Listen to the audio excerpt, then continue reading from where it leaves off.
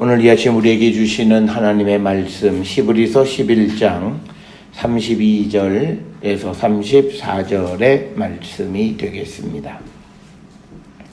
히브리서 11장 32절에서 34절의 말씀 한 목소리로 합독하시겠습니다.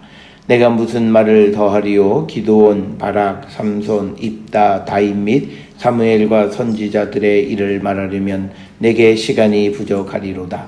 그들은 믿음으로 나라들을 이기기도 하며 의를 행하기도 하며 약속을 받기도 하며 사자들의 입을 막기도 하며 불의 세력을 멸하기도 하며 칼날을 피하기도 하며 연약한 가운데서 강하게 되기도 하며 전쟁에 용감하게 되어 이방 사람들의 진을 물리치기도 하며. 아멘.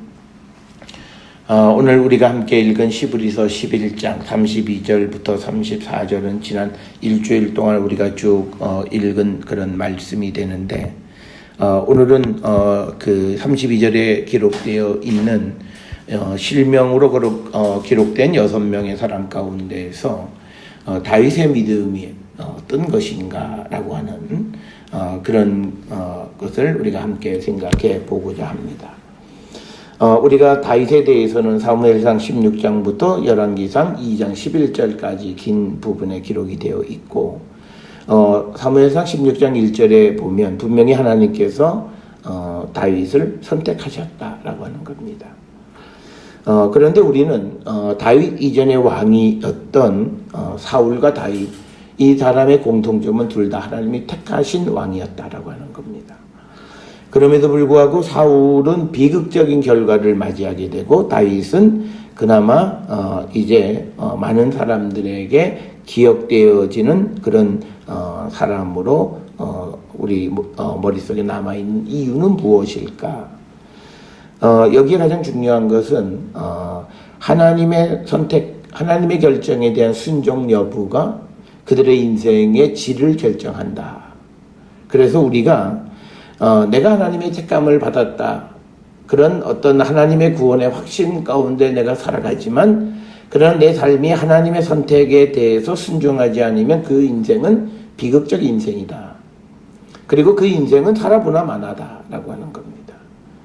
그래서 우리가 사울이 하나님의 택함을 받지 않은 왕이었기 때문에 그가 비극적인 삶을 살아간 것이 아니라, 똑같이 하나님의 선택을 받은 왕이었지만 그가 하나님의 결정에 순종하지 않고 하나님보다 앞서 나가는 그런 믿음의 모습을 보였기 때문이다.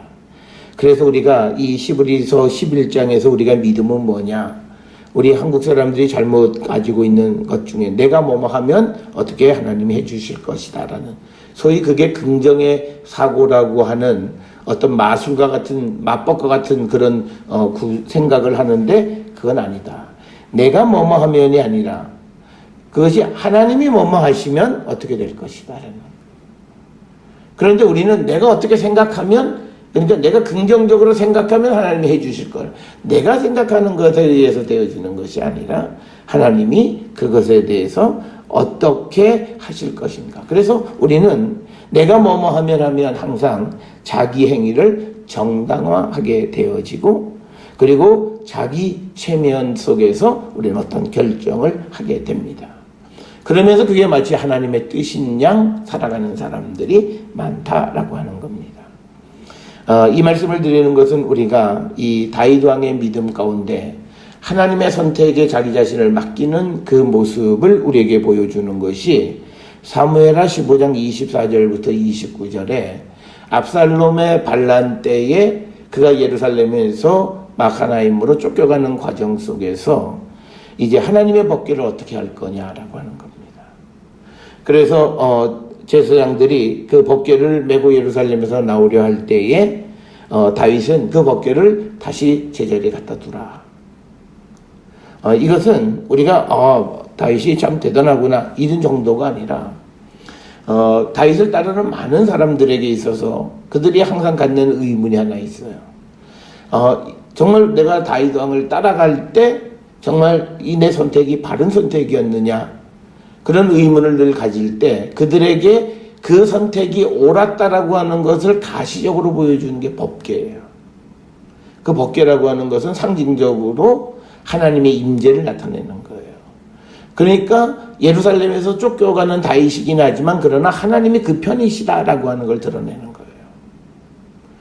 거예요. 우리가 에스겔서에 보게 되면 이스라엘 백성이 바벨론 포로로 잡혀갔을 때에 물론 성경에서는 법궤의 위치를 언급하고 있지는 않습니다만 우리가 그 에스겔 11장에 보게 되면 하나님께서 이스라엘 백성들이 바벨론 포로로 잡혀가서 그곳에 있는 곳에서 내가 그들의 성소가 되어 주겠다. 즉 하나님이 함께 하신다. 하나님이 함께 하신다라고 하는 것은 내가 살아가는 삶에 대한 하나님의 정당성을 내가 느끼고 생각하는 데 굉장히 중요한 거예요. 오늘날 우리가 세상을 살아가면서 우리도 내가 하는 일이 이게 하나님이 내게 원하시는 것인가 아닌가를 몰라서 사람들이 많이 그 의문을 가지고 기도도 하는데 거기에 가장 중요한 것은 내가 하는 일 가운데 하나님이 계시면 그 일은 하나님이 그것을 허락하신 일이고 하나님이 임재하지 않으시면 그건 하나님이 허락하지 않은 것이다. 그러니까 우리가 가끔 이런 거예요. 어떤 젊은 사람들이 결혼을 했는데 결혼하기 전에는 각자가 믿음이 좋은 것 같아요. 그래서 서로 결혼을 해요. 그런데 결혼하고 난 다음에 가정에서 그 믿음이 좋은 사람들이 모여가지고 하나님 앞에 예배도 드리잖아요. 가정 예배도 안 해요. 그러면 그건요, 사람들 생각에 이건 하나님이 우리를 짝져줬다고 말은 하지만 하나님이 허락한 것일까요? 그건 아닐 거예요. 하나님이 허락하셨다면 그것이 결합되어져서 더 크게 하나님에게 뭔가를 드러낼 수 있어야 된다는 거예요. 우리는 결혼식에 가서 많은 사람들이 뭐 행복하게 살라 잘 살라 얘기는 해요. 그런데 그 결혼이 정말 하나님이 허락하셨으면 하나님의 일을 위해서 뭘 어떻게 할 거냐. 그 결단이 사실은 다른 어떤 것보다 믿음이 있는 사람들에겐 중요하다는 거예요. 그러면 그가 늘 하나님이 나와 함께 하신다라고 하는 것을 확신할 수 있고 확인하는 자리가 예배의 자리라는 거죠. 그러면 날마다 가정에서 예배도 드리지 않는 그게 하나님이 허락하셨냐? 글쎄요. 그 하나님이 임재하지 않는 것이 하나님이 주신 것이다?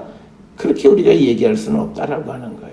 말은 그렇게 해요. 말은 예배하는 의식, 결혼식하는 의식에 그냥 결혼 예식을 하니까 말은 그렇게 하지만 본질적으로 정말 하나님이 허락하신 거예요. 사울왕도 하나님이 허락해서 기름을 부었어요. 그렇지만 그의 삶이 하나님이 임재하시는 모습의 삶이 아니어서 자기 마음대로 살아가는 거예요. 그럴 때 그 인생은 어떻게 되는가는 우리가 성경을 통해서 확실히 알 수 있다는 거예요. 그래서 이 다윗 왕에게 있어서 자기를 따르는 많은 무리들에게 하나님이 나와 함께 하시는 것을 드러내 보여주려면 법궤를 가져가야 돼요. 그래서 동요하는 사람들을 붙잡아주고 자기에게 세를 결속시키고 그래서 어떻게 해서든지 자기가 다시 왕자를 얻으려고 하는 그런 어떤 시도를 하는 게 일상적인 사람들의 모습이었을 거예요. 그런데 다윗은 법궤 갖다 두라는 거죠.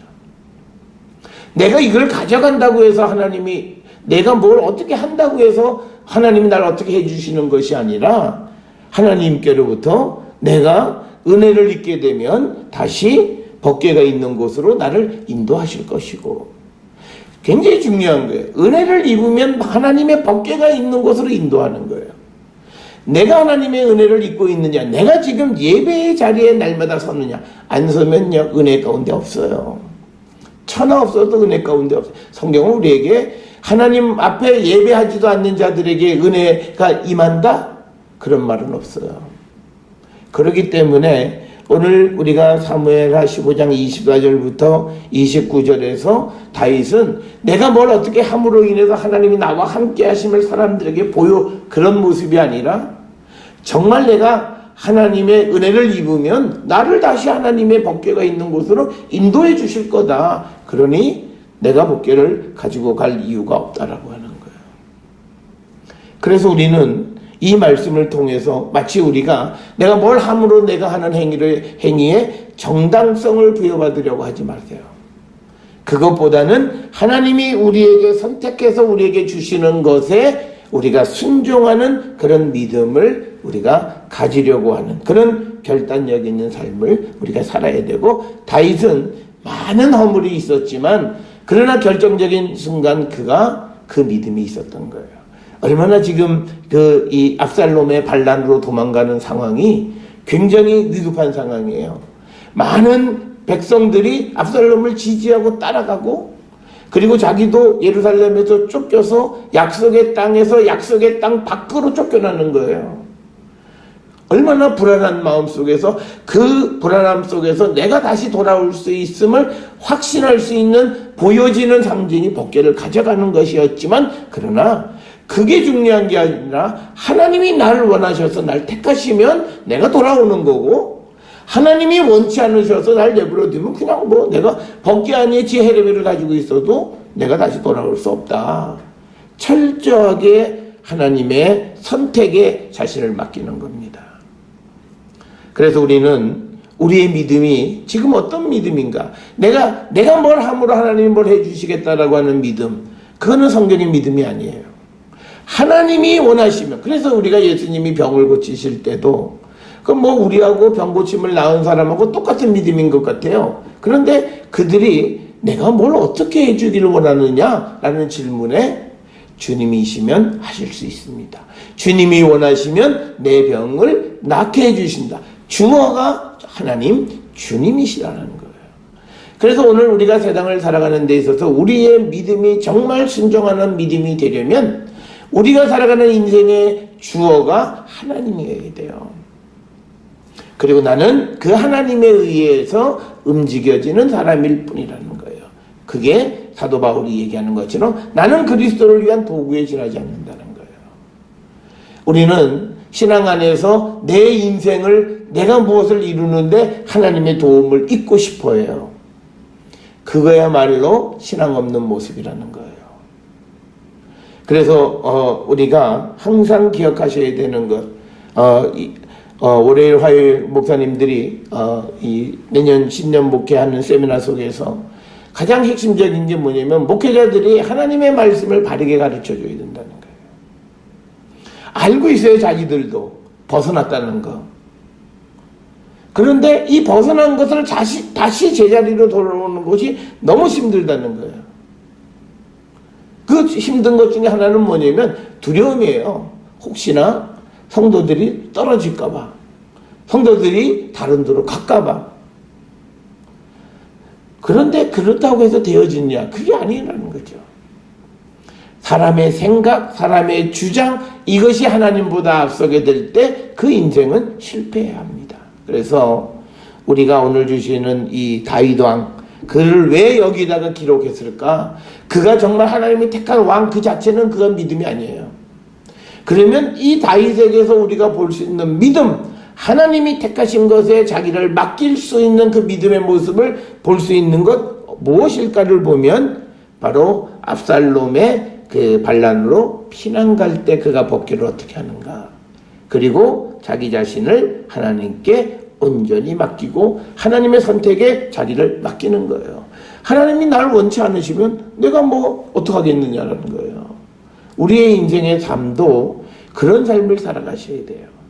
그러니까 우리가 사실은 주님 안에서 난 뭘 할 수 있어, 내 인생은 뭐가 잘 될 거야, 이 자체도 교만한 거예요.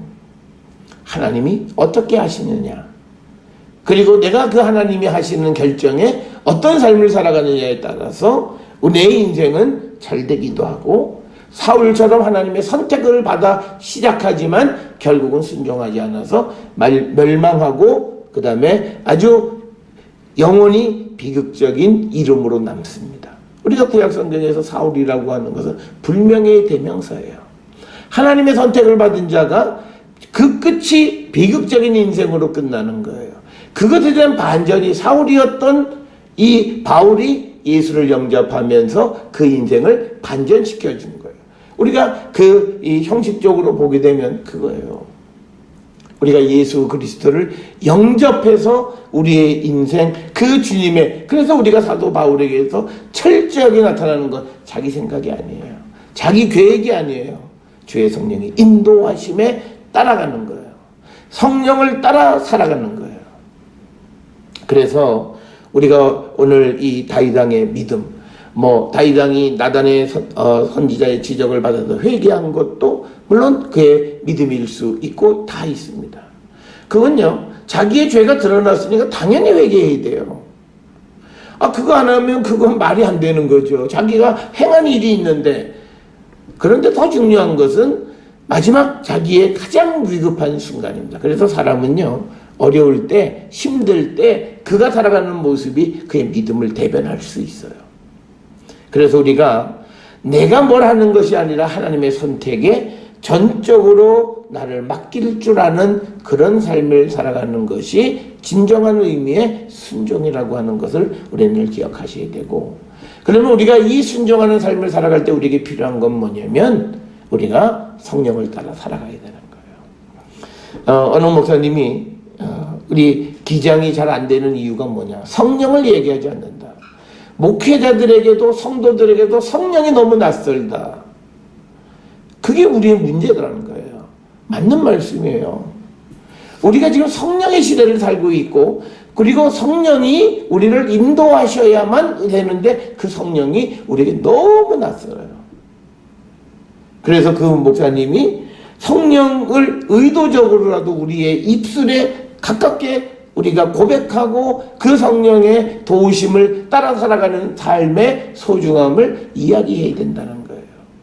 그것은 결국은 뭐냐면 성령을 따라 살아간다라고 하는 것은 그것은 하나님의 인도하심을 따라가는 거예요. 우리는 하나님의 인도하심을 따라간다고 하나님 나를 인도해 달라고 하지만 내가 하나님의 인도함을 정말 따라가느냐? 곁길로 가요. 가는 듯 하지만 그러나 어느덧 보면 곁길로 빠져있고 무엇이든지 자기의 유익을 위해서 모든 선택을 하고 살아가는 거예요. 그래서 우리가 예수님 우리에게 말씀한 자기의 소유를 버려야 된다는 거예요. 우리는 예수를 통해서 더 많은 것을 얻으려고요. 그러니까 우리가 믿음이 없는 게 몰라서 믿음이 없는 게 아니라 너무 잘못된 것을 너무 많이 알고 있기 때문에 믿음이 안 들어요. 내가 무엇이 어렵고 힘든 상황 때문이 아니라 내가 부유하고 넉넉하고 넘치기 때문에 주님 앞에 제대로 못 가는 거예요. 아이러니예요. 우리에게 은혜로 주신 것이 이제는 우리의 믿음의 발목을 잡는 것이 되었다라고 하는 거예요. 그래서 우리는 정말 내가 하나님의 선택에 나를 맡기는 삶을 살아야 돼요. 여기서 우리가 하나 더 중요한 것은요, 다윗이 남들 보기에 법궤가 있다 없다 하는 외형이 중요한 게 아니라 하나님의 선택 내면이 더 중요하다는 거예요. 본질이 더 중요하다는 거예요. 내가 그냥 겉껍데기 법궤만 가지고 있다고 해서 하나님 나를 선택하는 것이 아니라 정말 하나님이 나를 선택하는 본질적 선택이 있어야 내가 정말 하나님의 이 선택 안에 살아가는 사람. 그래서 우리는 믿음의 삶이 형식보다 내용이고 외형보다 본질을 치중하는 삶을 살아야 되는 거예요. 우리는 형식에 너무 치우쳐져 있어요. 그 형식 때문에 본질을 잃어버리는 거예요. 그러니까 뭐냐면 내가 겉으로는 하나님이 나를 택하시고 하나님의 은혜가 넘치는 것 같은데 개개인이 자기의 상황에 직면해서는 뭔가 허전한 것 같고 뭔가 불안하고 뭔가 염려하고 뭔가 두려움, 너무나 형식에 치우쳐져 있기 때문에요. 주님이 우리와 함께 하시는 본질적인 삶, 다윗은 벌써 그걸 안 거예요. 내가 법궤 가져가는 게 중요한 게 아니다는 거예요. 하나님이 날 정말 내게 은혜를 주셔서 나를 하여금 돌아오게 하면 내가 다시 왕좌에 오는 거고, 하나님이 나를 선택하지 않으면 법궤 아니라 지아르비를 가지고 있어도 하나님으로부터 나는 버림을 받을 거다.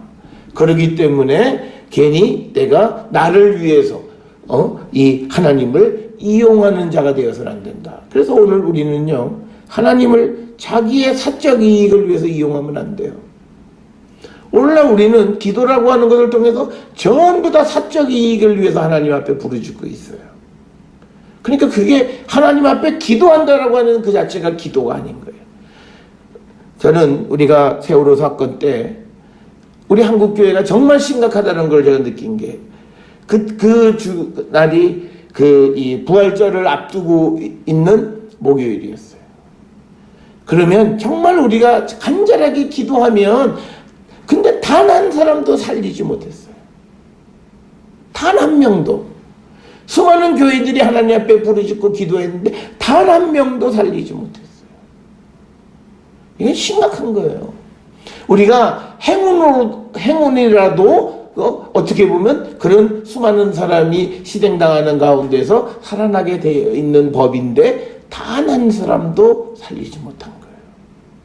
그러니까 이거 뒤집어서 얘기하면요, 한국 교회가 악에게 진 거예요. 악한 세력들의 그 꾀에 우리가 진 거예요. 그러면 우리는 힘이 없는 거예요. 능력이 없는 거예요. 이건 위험한 거예요. 왜 위험하냐? 우리는 본질이 없어요. 하나님이 떠나 있는 교회일 수도 있다는 거예요. 내가 하나님이 거룩한 내 안에 계시는 성전이라고 우리는 부르짖지만 진정 내 안에 주의 성령은 계시지 않아요. 그러니까 우리는 모든 것이 사적인 이익을 위해서 쓰는 거예요. 복음을 위해서, 그리스도를 위해서, 주님을 위해서 내가 오늘 어떻게 살아갈 것인가를 고민하고 그것에 대한 길의 인도하심을 바라고 살아가는 그런 것이 아니라 우리의 기도의 중심에는 내가 잘 되는 사적인 이익을 위해서 하나님 앞에 나와 있는 모습, 그러면서 그 모습이 정말 하나님이 정말 나와 함께 하시다라고 하는 착각 속에 살아가게 되는 이 모습이 오늘 우리가 갖는 위기가 아닌가 생각을 하는 겁니다. 따라서 우리는 이 다윗 왕이 이 압살롬의 반란으로 쫓겨가는 과정 속에서 하나님의 법궤를 자기의 사적인 이익을 위해서 쓰지 않아요. 하나님이 나를 어떻게 선택하셨는가, 하나님이 내게 은혜를 베푸시는가, 그것이 중요한 것이지 내가 뭘 어떻게 한다고 해서 하나님이 나를 어떻게 해주시고, 그게 아니라는 거예요. 그래서 사랑하는 성도 여러분, 우리는 우리의 믿음을 한 번쯤 돌아보는 자가 되어야 합니다. 그래서 정말 우리가 그리스도를 위한 삶을 살고 있는가, 정말 내가 복음을 위해서 살고 있는가, 오늘 이 아침 내게 새날을 주시고 하나님의 전에 나오게 하신 이 은혜가 나로 하여금 개인적인 어떤 일을 위해서 기도하게 하기 한 것인가, 아니면 하나님의 나라와 그리스도의 뜻이 이 땅에 이루어지는 그 일을 이루는 데 쓰임받는 자로 우리를 세우기 위해서 오늘도 주님의 전으로 우리를 이끌어 오셨는가. 우리는 이것을 생각해 보면서 우리가 그리스도를 향하는 삶, 정말 주님의 성령이 내 안에 계시는 그런 거룩한 성도의 삶을 살기로 결단하는 우리 모든 성도들이 될 수 있어야 될 줄 믿습니다. 우리는 그러면 이것도 하고 저것도 하고 그런 건 없어요. 두 가지 목적을 위해서 하지 마세요. 우리의 삶은요, 오직 그리스도를 위한 삶 딱 하나예요. 그러니까 내가 그리스도를 위해서 살아가면 하나님 내 인생도 어떻게 그 인생에 내게 뭘 주시느냐 안 주시느냐 관계가 없어요. 주님이 내 생명의 근원이기 때문에 내가 그를 위해서 살아가고 하나님의 일꾼이 되어지는 일꾼으로 살아가는 그 삶으로 만족한 거예요. 그 이상 더 바라지 않고 하나님이 우리에게 어떤 은혜를 주셨을 때 그냥 우리는 그 은혜를 누리며 살아가는 자가 되면 되는 거예요. 그런데 우리는 끊임없이 자신의 사적인 이익을 위해서 하나님의 전에 나오는 자들이에요. 마치 이건 예레미야가 얘기하는 것처럼 성전에 문턱만 닳게 하는 자와 똑같은 거예요. 그래서 오늘 우리는 이 다윗의 믿음, 우리가 보면 바세바와 같은 그런 아주 끔찍한 일을 저지른 아주 어떻게 보면 있을 수 없는 악랄한 왕이에요. 자기의 사적인 이익을 취하기 위해서 자기의 충신을 죽음의 자리로 몰아넣는 이런 악랄한 왕이에요. 우리가 생각해 보면 우리가 1980년대에 있었던 그런 우리의 그 치욕스러운 지도자보다 더 나쁜 왕이에요. 그럼에도 성경에서 그를 믿음의 사람의 대열에 집어넣는 게 뭐냐? 그가 마지막 그 삶의 그 마지막 위기의 상황 속에서 자기 자신을 어떻게 하기 위해서 하나님을 이용하지 않고 자기를 하나님의 뜻에 맡기고 하나님의 선택에 순종하기를 결단할 때 하나님은 그에게 다시 기회를 주셨고 그가 다시 하나님이 과거에 가졌던 왕자에 돌아올 수 있는 기회를 주신 겁니다. 사랑하는 성도 여러분, 우리가 본질에 치중하는 믿음, 그리고 내 사적인 것을 위해서 하나님을 이용하지 않는 믿음, 자기를 합리화하지 않는 믿음, 하나님의 뜻에 전적으로 순종하기를 결단하는 그런 성도들이 되어서 오늘도 우리가 복된 삶을 살아가고 그리스도를 위해서 사는 거룩한 성도들이 될 수 있기를 주의 이름으로 축원합니다.